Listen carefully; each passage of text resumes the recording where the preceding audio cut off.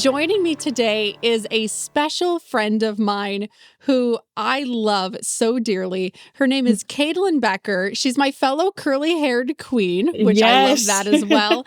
And she has so much incredible wisdom and knowledge to share. Kadelyn, thank you for being here. Thank you for having me. I'm so excited to be here.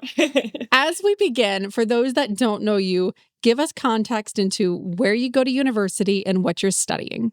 Absolutely. I am currently an undergrad student at the University of Akron for speech-language pathology. Why that major?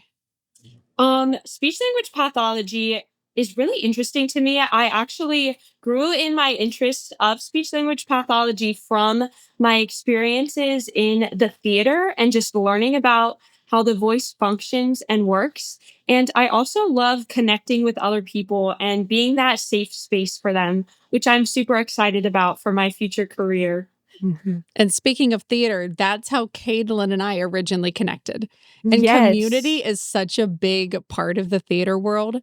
And Hmm. that's what I really wanted to discuss with you in particular is Yes. finding this group of people that elevate you and push you to be your best self versus sort of Mm-hmm. like dragging you into being someone that you don't want to be. Because what you have so successfully done is find friend groups, find community groups that help you elevate and become better. How did you Hmm. find those in university? Because you go and you don't know anyone. Hmm. Yes, and that can definitely be daunting as a new college student. But a big thing for me was just embracing the new things and going out and trying new things. There's this club or this group that you're interested in. Go try it. I met so many amazing people through the college ministry that I'm a part of. I showed up there on the first week of classes, the first week that they met, and I didn't really know anyone. Me and my roommate went, and we were just like, we're going to try this new thing and we're just going to see how it goes. And it turned out to be just so impactful to both my life and my experience at college. And now I have some of my closest friends from that group just because I tried something new. And being willing Mhm. to step out the first week, that must have been a little scary. Honestly, whenever I see freshmen this year that are just like showing up, I'm like, I'm so proud of you for being here because it's so scary. And like, there's a lot of people in that room when you walk into our group. There's over 300 sometimes. But just being willing to like go say hello to someone new and introduce yourself is just so important when you go to college. And just being willing to take risks too, I think. What's your favorite icebreaker or way to connect with someone new? I'm curious. Ooh, that is a good question. Honestly, I love asking about what people are passionate about, what their interests are, because I know I'm a very passionate person when it comes to theater and music and stuff. And I feel like that's a good way to get somebody talking and get to know a little bit of their story and where they're coming from. In my experience as a host, which I think is a little Hmm. similar because I'm meeting people I do know and people I don't know, something Yeah. that's been huge for me is leading with curiosity, but I don't Hmm. necessarily think that we're always taught how to do that. How to lead with getting Absolutely. curious about other people, getting curious about where they came from, what their Mm, interests are, how they became who they are, because our yes, society is so set on judgment versus curiosity that can feel really absolutely. scary. Yes, I totally agree with that. And I think as you get older and you grow up, you learn more like just how special everybody's individual stories are too, and how unique and personal they are. And just it reminds you that not everyone comes from the same place, and it can make you really appreciative for where you came from or just how you met this person. There's so many special things about learning about somebody else and their story. That's what Yep. we need more of too. What Hmm. do you look for in an ideal friend? Yes, I love that. Honestly, Campus Focus is a college ministry, like I mentioned. So it was super helpful to have people who were also like on fire for the Lord and like willing to jump in and like worship together with a group of people. And I think meeting those fellow women of God have really changed me. We're always there for each other. encouraging each other when one of our friends needs encouraged, or being that person that's just a helping hand when whoever needs help. I think that's so important. And I think in our society today, it can be a little bit controversial because we're very, I think, like, oh, I need to do this for me. But I think in a friendship too, it's so important to remember to do things for your friends and to be there for your friends, support your friends, encourage them, and offer them help when they need it. Well, I've seen something, I don't know exactly where to attribute it, but it was Hmm. everybody wants a village. No one wants to be a villager. And that stuck with me. Yes, that's interesting. I like that. I like that. So, Yes. shifting focus a little bit, you went to a new place, a new Hmm. university, not knowing anybody. What did you personally go through in that Mm. transition? Moving to college was definitely difficult. And I think many people would agree with that because you're stepping away from your family. And I personally have brothers and sisters, one brother and one sister who are significantly younger than me, too. So it's kind of like difficult because you're missing out on some of their very impactful developmental years. But being away from home was definitely a transition, and it was definitely difficult sometimes. And I think that it's okay to go into college being like, I know this is going to be difficult, but I'm going to embrace it. I'm going to embrace the new things and whatever challenges are put my way. And the great thing about today's world is we have phones. We can always call our families when we need that encouragement or that chat with mom. And I think that's so important. And I also think that something that helped me so much was just trying those new things, because it helps you find those people who are passionate about the same things that you're passionate about. And definitely meeting new people helped that shift in just your life of being away from home and adventuring out on your own per se. But meeting new people that encourage you, yeah, that's a big one for me. Well, and I think it's such a it's a crazy concept to me Hmm. that we grow up in an environment where we are hopefully, ideally, supported Hmm. by our parents and supported by the Hmm. community we grow up in, and then we are Yeah. plucked out of that and put into something new.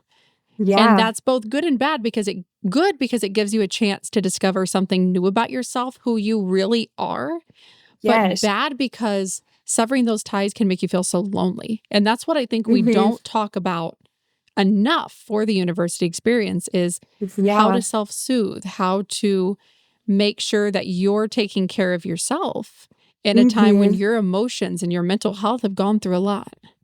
Yes. And I think I like what you said. I think it's important to just be able to admit with other people, like, yeah, this transition has been difficult because I miss my family, or even just like I miss living in the typical house and having home cooked meals. And I think it's okay to be like, I'm going to talk about this with you, and we're going through this together. We're not alone. We have each other, and we have somebody who is experiencing the same thing at the same time as you too. Mhm. Yes. The home cooked meals, yes.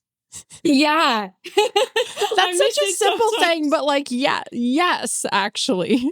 Yes. Oh my goodness. Yeah.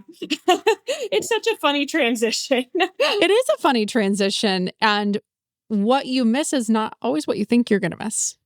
Oh, absolutely. You'll learn to appreciate so many of the little and simple things from life when you're experiencing that change, I think. And just how fortunate, like, I know I personally was to grow up in the home that I grew up in and have had the experiences with my family that I've been able to have. I've loved as a thread throughout this, you've mentioned gratitude a couple times and being grateful Yeah. and being thankful. What, in terms of gratitude, how do you think being more gracious, being more Mm. thankful has changed you as a person? I think this is something I've definitely grown in as Yeah. I've gone to college, just because I've been surrounded by a community of people who really encourages gratitude, and like, just we even had a group that like shared something that they were grateful for like every day of the week, I think within Campus Focus, the college ministry I was a part of last year. And I think it brings so much joy to me, and it makes Mm. me feel so much more joyful and fortunate. And just to get you in a better headspace, truthfully, if you're able to look at your life and the world around you and be like, you know what, I'm thankful for this today. It just makes life, I feel like, so much easier, and it lifts a weight off of your chest, honestly. I describe that weight you just mentioned as like taking Mhm. a backpack and filling Yeah. that backpack with rocks and then lugging Yes. that around, the weight of failures, the weight of conversations that you're replaying. I know I'm huge on that. Things that you're Mhm. anxious about. And it legitimately feels, unless you have something to combat that and take those rocks out of your backpack, like you're Mhm. carrying around a backpack of rocks all day. And so Yes. many people are living that way because gratitude isn't talked about in our culture. It's easier to Mhm. go for the negative most of the time. Yes. Yes, and I feel like our culture too is very much always about, okay, what's the next thing? Like, what's going to happen now? Or, even what am I going to buy next? What's going to be my next big purchase? And I feel like kind of shifting that mindset and focusing more on, like, oh my goodness, like, look at where I am now and look at where I was, 5 years ago too, how you've changed as a person, or just how, for me, like, the Lord has provided over the years. It's just so encouraging to me to be able to think about that and just think about all the things to be grateful for sure. Mhm. Shifting focus into Mhm. more of your goals as you transition. Mhm. So Yeah. you're studying, you're involved with all of these extracurriculars, which is Mhm. fantastic. How do you balance it all? How do you make it happen? Yes. So my first semester of college, I was pretty much busy every hour of the day. I had like 18 credit hours, and I was doing a play at the time. So it was really like, okay, I need to learn my study habits now, and I need to learn like how to kind of chunk out my time throughout the day to figure out what works best for me. And I think when you go to college, you learn a lot about yourself in that matter. Like, okay, am I going to study better in my dorm, or am I going to study better in the library? And I think that learning that is super important too. Um, but yeah, just being productive is something that you definitely learn over the years, and it can be difficult at first, but I think you really have to just think about what works best for you. I know something that's helped me a lot is when I have a big exam coming up, the library. Everyone else is going there and they're studying, and it's like, look at this person over here, like, they're focused. That means I need to be focused too. And I think finding those spaces where it's like, okay, right now is the time to be doing this, be focused. Um, and then, yeah, ultimately during that time of my life, at the end of the day, I would have rehearsals. So it would be like, I need to have this stuff done by this time so I And can be those at run late, rehearsal. everyone, very late. Yes, yes. So it was definitely a learning curve for me with studying and being involved with those extracurriculars, but it taught me a lot. What productivity mistake did you make in your early days? Mm.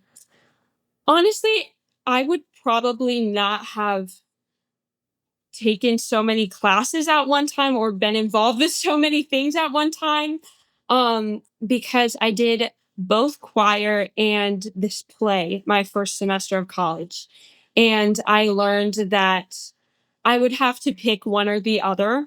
So ultimately choir had to go the next semester in my schedule. Um, so definitely just making sure to give yourself grace too with all of that, with the experiences of learning. This is what is the perfect amount of busyness for me, and this is a little bit too much too. I think it's easy to get shiny object syndrome. So I'm a little bit like Ariel from The Yeah. Little Mermaid and like, I like this Yes. thing. I like this thing. It's easy Yes. for me to get in that personality type and Mhm. then find myself at 11 p.m. completely stressed out because I have too many shifting priorities. How do Yes, you it figure always out hits Oh, then. yeah. Yeah, no, and it's always, like, 11 p.m. You're sitting there in your pajamas, and you're like, "What is my life?" Yes, yes. How do you decide the right priority? Because I think that's so hard, Mm, and that takes effort and practice and time, but what is your litmus test or your gut test for when mm. something should be a priority versus when you have to say a polite no? Yes. So I think while you're in school, it's obviously always important to think about your end goal of like, this is what I'm here for. I'm here to study this. So obviously I think always school needs to be like your number one of your top priorities throughout your experiences. But Learning is also important, guys. yes, it definitely is. It definitely is. But I also think it is important to do things that you're passionate about outside of school. You don't want school to be your whole entire life either. You want to be able to, like we talked about, form those connections. And something that I've been passionate about from my youth, my young years, when I was like 11-ish, I started doing theater, and I was like, I knew when I came to school that that was something that really impacted me and that I wanted to continue being involved with because I think it's a good outlet to have that thing that you can be creative with and make new friends with. So I think it's important to prioritize school, but also make sure that you're allowing yourself to do things that are fun and that you're passionate about. Because ultimately, for me, that's a good way to decompress as well. And two, what I think people don't talk about is Mm. and it by the way, when she says she started theater when she was young, I remember her when she was that young, so that makes me feel old. Um, Oh, no. but what I don't think we discuss enough is if you're a vocalist or you're a dancer or you're an actor Mm. and you have the intention to get better, to Mhm. learn, to grow, to stretch yourself creatively, Yeah. that is going to help you develop your emotional intelligence, develop your Mm. awareness. How has your engagement with the arts shaped who you are? Yes, I love this question. I started doing theater when obviously I was very young. I was pretty socially anxious at the time, I would say too. I was pretty quiet, which I think a lot of kids at that age can be. Mm. But throughout the years, just the way that I have been able to form new connections and break out of my shell because I'm growing more comfortable with both other people and even like performing on a stage. I think really confidence wise, it's really helped boost me. And also, I was just at a rehearsal the other day, and our choreographer was talking about how good like dance is for our brains. And she even brought up how like it reduces the likelihood of dementia in your future too, which is so interesting because I don't think we always realize how good the arts are for our brains and just yeah, how engaging learning a new piece of music can be for your mind and how many different areas of the brain we're using when we're doing that too. So there's so many benefits from being involved with something like that. And I think as well, when you're singing or you're actively performing as somebody else, you get to take off those worries that you're Mm, carrying and that stress that you yes. carry, and you get to be someone else for a set period of time. Hmm. And that allows you to build so much emotional awareness and so much trust. And even I would go Hmm. as far to say empathy for other people. Yes. When you can step into a character's shoes and you can feel their pain, you can feel their joy, you can feel maybe the Mm, conflict that goes through them when they're trying to make a decision. It helps you understand people and be mhm. kinder and more compassionate. That's what I learned from it. Absolutely. Yes. And actually, there was a show I did last year, the 25th annual Putnam County Spelling Bee, if you have ever heard of that. And I played the role of Olive, and she comes from a very difficult home life where her parents kind of neglect her. Her mom isn't really in the picture. And I just feel like that role is the perfect example of you never know what somebody is going through, even if they're the sweetest person you ever meet. Like they could be having a lot of heaviness on their heart, a lot of weight on their shoulders. And I love that you said that it helps us be more empathetic because it Mhm. really does, because you literally are like you're stepping in someone else's shoes. You are being somebody for that 2 hours that the show is. And I think it really helps us understand others more. And I think it reminds us we're more alike than we are different. Like when we sing a Yeah. song, I think Adele is a great example of this. There's so Hmm. many great musical theater songs where Yes. so many different people will say, I love singing that song. I connect to it. Mm. And they interpret Yes. it through their lens, through what they have lived, maybe a little Hmm. differently, each person does. But that helps us build those threads of connection to show Mm. everybody, lots of people feel they don't belong. Lots of people feel that confused. Lots of people feel like an outcast, whatever it is that the song is discussing. And then we can then show up in our lives and in our interactions with more heart, with more Hmm. understanding, because maybe for 5 minutes or 3 minutes or 2 hours, we lived it. Hmm. Yes. Yes. I really love that too. And with theater, I think we bring a little bit of ourselves to each, character that we're portraying. And we're like, okay, this character went through this experience and I went through this one, which is different from the character, but it's similar in a way too. And it really is that statement of we're more alike than we might feel like we are. We all have experienced feelings of anxiety or confusion before. Mhm. It's that tremendous thread of commonality. Hmm. It's beautiful. Now, It really Kadelyn, is. I have a challenging question for you. Are you up to it? Yes. So, if you could give 3 pieces of advice to university aged Mm. students, they can be about anything. What would those 3 pieces of advice be? Yes. So we talked about this a little bit already, but definitely just being willing to try new things. I think that that really made me have a positive experience my first year of school, through the numerous events and like clubs and things to be involved with that I got to experience. So definitely just being willing to try those new things. I think another one is along the lines of that, being willing to talk to new people. And I met friends that I am super close with now. And like, it's crazy because I've only known them about a year now, but we're very close, through just a simple hello, how are you doing? And it's crazy to think about how something as simple as that can turn into something so beautiful. Um, so definitely just being willing to talk to new people. And what's another good one? Not, this is kind of an interesting one. Not feeling like you have to say goodbye to certain interests in high school. Um, I know a lot of friends who did theater all throughout high school or before then, and they kind of like were like, okay, I guess I have to be done with this I now. have to grow up now. Yes, and it's like theater is not just for people in high school, or just like track is not just for people in high school. There's ways to get involved with sports or music um post high school. So just being willing to try that at a different level in a new place, because that's been really helpful and impactful for me throughout college.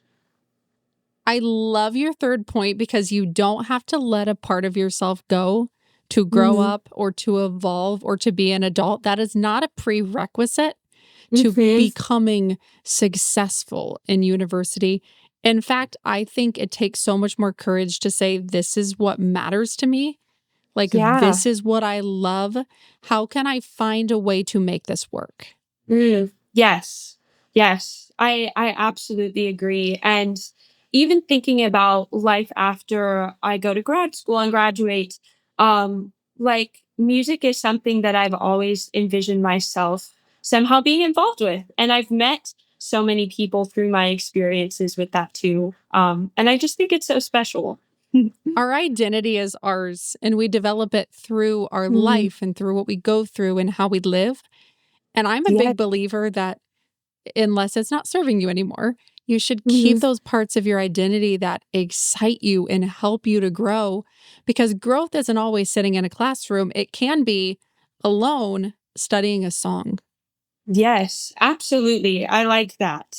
Yes. Okay, as we wrap up, is there anything you want to say that I did not ask you?